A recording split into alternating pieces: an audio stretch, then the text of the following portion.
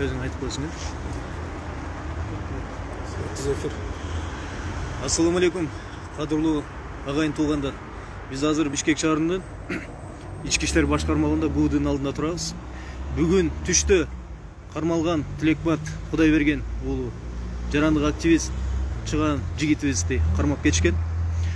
Акыр аягы 2 адвокатты киргизип атып, мына азыр маалыматты толук алдык.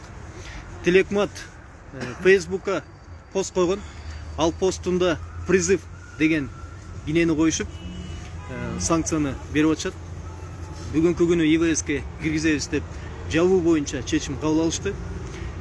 48 саатка камалат. 48 сааттын ичинде эртең деп атабыз.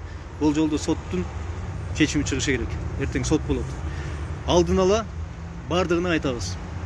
Адвокаттар менен сүйлөшүп, убактысын тактап, жерин айтабыз. Кайсы сот саат канчада болот? Санкция, башкаруу чарасы каралат. Кайрылам. Урматтуу Камчыбек Кыдыршаевич, Талант Мамытов учурунда Ак үйдүн заборунан секирип, бийликти алуу боюнча күнөө коюлган.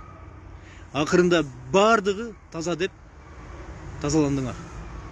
Бүгүн бийликтин туура эмес кадамдарын, мыйзамсыз иштерин айтып жаткан жарандарды, жаштарды камап коркутуп атасыңар. Бул туура эмес. Мен кайрылам. Бардык кайдыгер эмес жарандарга, жарандык активисттерге, саясатчыларга, саясий лидерлерге, партиянын лидерлерине үн каткыла. Бүгүн Тилек болсо, эртең силерди камашы мүмкүн. Ошондуктан Тилекке каршы ушундай болуп калды. Тилекматты Facebook'та жазган посту үчүн призыв деген гинени коюшуп, ИВСке алып киришти. Эртең убактысын тактап айтабыз. Азыр Тилекматты текшерип алып кетип атышат. Штабтан балдар менен дагы сүйлөшөбүз. Эртең соттон кезигебиз. Акыркы сөзүм. Урматтуу президент мырза, кечээ митинг менен келгенсиз. Бүгүн митинг эмес, Facebook'ка жазган посттор боюнча камакка алган туура эмес. Ал жерде Садыр Жапаров президент деп айткан эмес. Болгону өзүнүн оюн жазган, пост чыгарган. Ошону призыв кылып, бийликти басуулу коркунчу деп күнөөнү койгонуңар туура эмес. Эртең соттон кезигебиз. Урматтуу Facebook колдонуучулар, биз бүгүн Тилекмат Куреновду колдоп келдик. Азыр ГУдун алдында турабыз.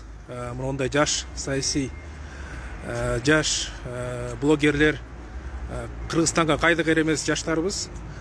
Биз бүгүн эртең ушул Тилекматтын кандай чара көрүшүн маалымдап силерге жеткирип турабыз. Ушул пост менен бөлүшүп колдоп туруңуздарды суранабыз.